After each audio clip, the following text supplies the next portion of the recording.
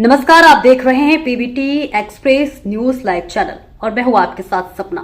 चलिए रुक कर लेते हैं आज की बड़ी खबरों की ओर। लगा कि जिस तरीके से डीटीसी और दिल्ली परिवहन का दुरुपयोग करते हुए, मिसमैनेज करते हुए, कुप्रबंधन के जरिए डीटीसी को बर्बाद कर दिया गया। एक ऐसी एजेंसी, दिल्ली सरकार का एक ऐसा मद जो ना केवल दिल्ली की जरूरतों को पूरा कर सकता था बल्कि प्रॉफिट मेकिंग भी हो सकता था, ये एक आय का भी साधन हो सकता था, उसको आप इस तरीके से ले गए कि जिसमें केवल नुकसान ही नुकसान है। मतलब कि 60,471 करोड़ का नुकसान जो कि कम्युलेटिव घाटा है और ऑपरेशनल लॉस 14,198 करोड़। कितनी बुरी स्थिति में डीटीसी को ला दिया गया। और लाए कैसे? क्योंकि कोई सुपरविजन नहीं था, काम करने की मंशा नहीं थी, केवल एडवर्टीजमेंट पे सरकार का ध्यान था। मतलब 814 रूट जो बनते थे दिल्ली में बसों के, उन 814 रूटों पे भी बसों को चलाया नहीं गया, मात्र 468 रूट पे बस चली। तो जब रूट ही नहीं चलेंगे तो कहां से राजस्व आपको मिलेगा? जब रूट ही नहीं चलेंगे तो ना जनता को सुविधा मिली, ना आपका टिकट बटी, ना उसमें आप काम कर पाए। और ऊपर से जो बसें शेड्यूल छोड़ती थी या जो खराब होती थी, उसके मद में भी 668 करोड़ रुपए का नुकसान हुआ। आपका शेड्यूलिंग ना करना, बस खराब हो जाना, 668 करोड़ का नुकसान केवल उस हेड में है। नुकसान ही नुकसान।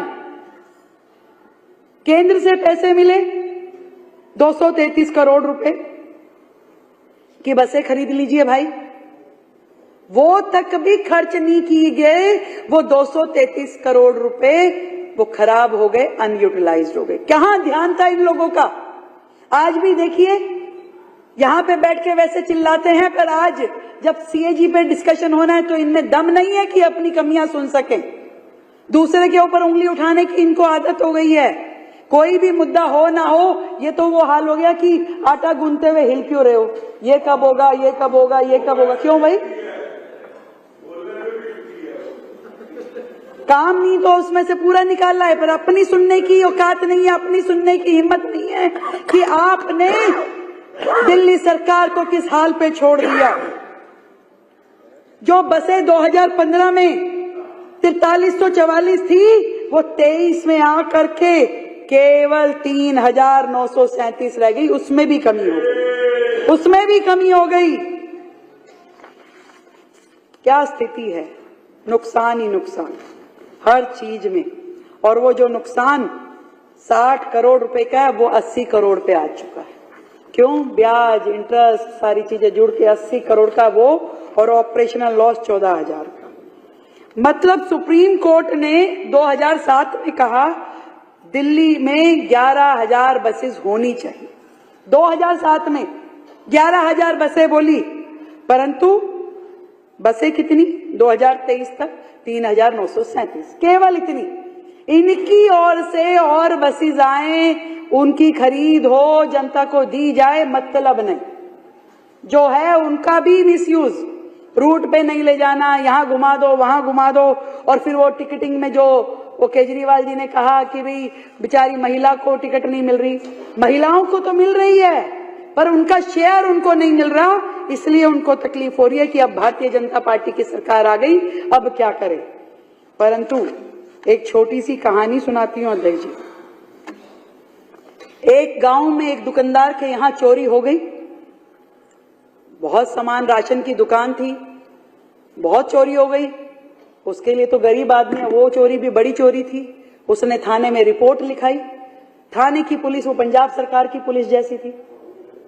वो आई बाद में, 2 ठुल्ले इधर 2 ठुल्ले उधर ऐसे करके पूरा चारों तरफ खड़ी हो गई और वो बोरी थी बादाम की। तो पुलिस वाले आए और कह रहे हाँ भाई क्या हुआ है, जरा सूची बताओ, क्या क्या चोरी हुआ है लिखवाओ। और ले मुट्ठी बादाम की और फिर मुंह में। उधर से दूसरे वाले ने ले काजू और फिर मुंह में।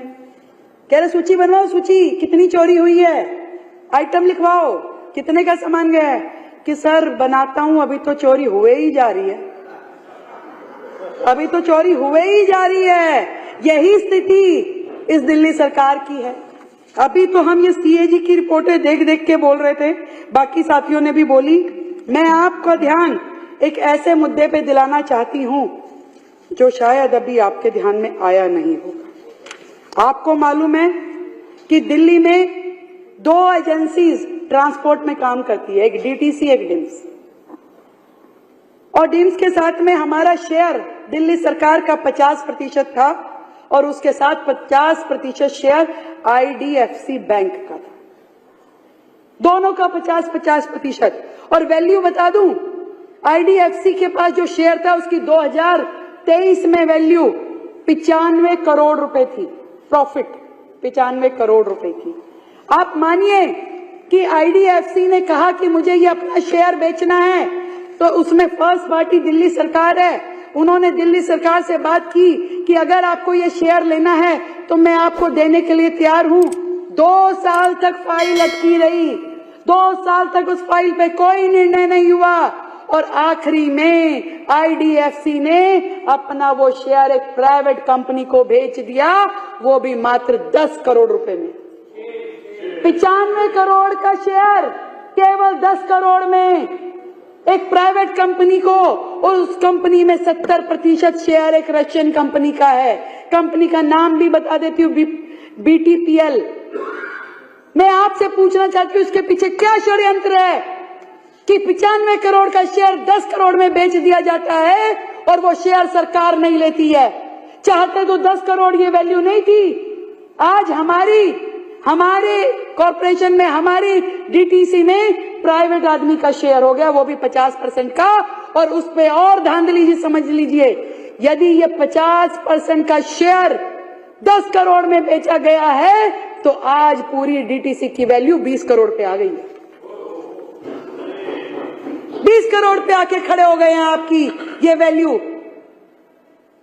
ये क्या है, ये क्या घोटाला है, ये क्यों ऐसा किया गया है। ये 10 करोड़ में दिया गया शेयर ये कौन सी कंपनी का है और उनके कौन से रिश्तेदार का है जिन्होंने जानबूझ के 95 करोड़ का 10 करोड़ में भरपा करके हुए अपना शेयर बेच दिया। सरकार ने क्यों नहीं खरीदा? क्या उसके पास 10 करोड़ रुपए नहीं थे कि ये 10 करोड़ रुपए दे करके पूरी डीटीसी को अपने अंदर रखना? अपने कैसे वो प्राइवेट किसी कंपनी को अलाउ कर सकते थे?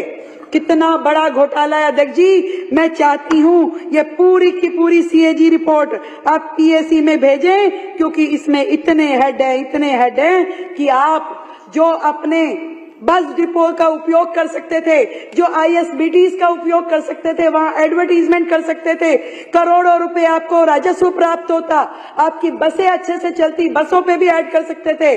परंतु नहीं, आपने इस प्रकार का कोई दिमाग नहीं लगाया, कोई विचार नहीं किया। केवल और केवल एक मोटी अनुदान राशि दे करके डीटीसी को पंगु बनाया कि आज भी अगर डीटीसी चल पा रही है तो जो अनुदान राशि सरकार उसको दे रही है मात्र उसका वही आय का साधन है। वो लोग टिकट से नहीं कुछ कर रहे हैं, वो लोग तनख्वाह, इतनी बड़ी तनख्वाह, आज 4000 बस ड्राइवर बैठ करके सरकार उनको तनख्वाह दे रही है। उनके पास कोई काम नहीं, कोई काम नहीं है। जो बसेस रिटायर हो गई सीएनजी से, आज वो ड्राइवर आइडियल बैठे हैं, खाली बैठे हैं, उनके पास कोई काम नहीं है। 4000 ड्राइवर हैं जिनको तनख्वाह सरकार दे रही है, उनके सारे प्रिक्विजिट दे रही है। कैसे काम चलेगा, कैसे सरकार चलेगी? जिस तरीके से इन्होंने पूरी की पूरी सरकार के राजस्व में सेंध लगाई, जैसे कि वो डुबोने के लिए ही बैठे थे, जैसे कि उनका मन था कि कैसे हम पूरी सरकार को डुबो दें और ये सिस्टम, ये सरकार अब हमें चलाने के लिए दी गई। ये रूट की बात मैंने बताई, राजस्व की बात मैंने बताई, कर्मचारियों की जो हालात है वो मैंने बताई, पूरा कर्जे में डूबा हुआ डीटीसी, और आज भी इनकी बसेस में किसी प्रकार का कोई जीपीएस, कोई इनकी सुपरविजन, इस तरह का कोई सिस्टम नहीं है अध्यक्ष जी। डीटीसी की जो हालत हो गई है, इसको देखते हुए और जो कोर्ट के दिशा निर्देश है उसको देखते हुए मैं इतनी बात कह सकती हूं कि इसको पूरी तरीके से रिवाइव करने की जरूरत है। फेम ने, केंद्र सरकार की एजेंसी ने 2 बार फेम 1 में और फेम 2 में 49 करोड़ की केंद्रीय सहायता दिल्ली को दी कि आप बसें खरीद लीजिए। उसके निमित्त भी इनसे बसें खरीदी नहीं गई। इसके पीछे क्या कारण है? या मुख्यमंत्री को दिल्ली के लिए समय नहीं था, इनकी मंशा नहीं थी, या इनकी मंशा में दोगलापन था कि जिससे ये अपने लिए काम कर सके और डीटीसी को बदनाम कर सके। डीटीसी एक ऐसा पार्ट दिल्ली सरकार का जो वर्षों से दिल्ली की जनता को सेवाएं दे रहा था, पर आज ऐसी स्थिति के चलते हुए, क्योंकि इसमें चर्चा और बहुत हो चुकी है, मैं तो इतनी बात कह सकती हूं कि ये झूठे और मक्कार लोग, सरकार ने अब सारी व्यवस्थाएं अपने हाथ में ली। हम निश्चित रूप में डीटीसी को दोबारा से ऊर्जायमान करेंगे, एक्टिव करेंगे और एक ऐसी स्थिति में लेके आएंगे जहां लॉसेस नहीं, डीटीसी से रेवेन्यू भी क्रिएट होगा और जनता को पूरी सुविधाएं भी दी जाएगी। जो भ्रष्टाचार ये फ्री बस सेवा के नाम पे किया जाता था, अब हम कार्ड दे करके बहनों को, जिसमें उनको भी टिकट ना खरीदनी पड़े और वो अपना कितनी भी देर तक अपना किसी भी बस में जा करके वो सफर कर सके, तो इसलिए अकाउंटेबिलिटी बनेगी, काउंटिंग होगी कि कितनी बार कौन गया, कितने लोग इस योजना का लाभ ले रहे हैं। आज दिल्ली जानती ही नहीं है कि कितनी महिलाएं बसों में सफर कर रही हैं, कर भी रही है कि नहीं कर रही है। हमें क्या मालूम कि 100 कर रही है कि 1000 कर रही है कि एक भी नहीं आई। कोई ऐसा सिस्टम नहीं है कि आप चेक कर लें, सिवाय इसके कि जो डीटीसी की टिकट का आप दिखाते हैं वही मान्य है। और इसमें कितना बड़ा षड्यंत्र है ये आप देख पा रहे हैं। हम डीटीसी की दिल्ली की सेवाएं दिल्ली की महिलाओं के मिले, इसमें हम प्रतिबद्ध हैं।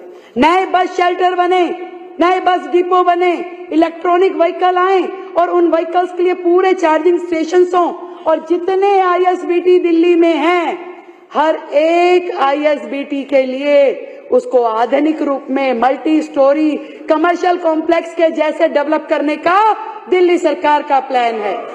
जितने भी काम,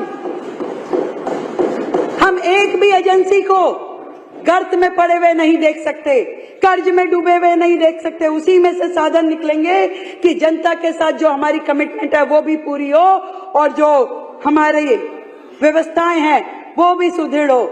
आज है नहीं विपक्ष, अब किसको सुनाएं, पर जहां हो मुझे पता है उनके लोग सुन ही रहे होंगे, क्योंकि इसी में से तो निकालना है उन्होंने।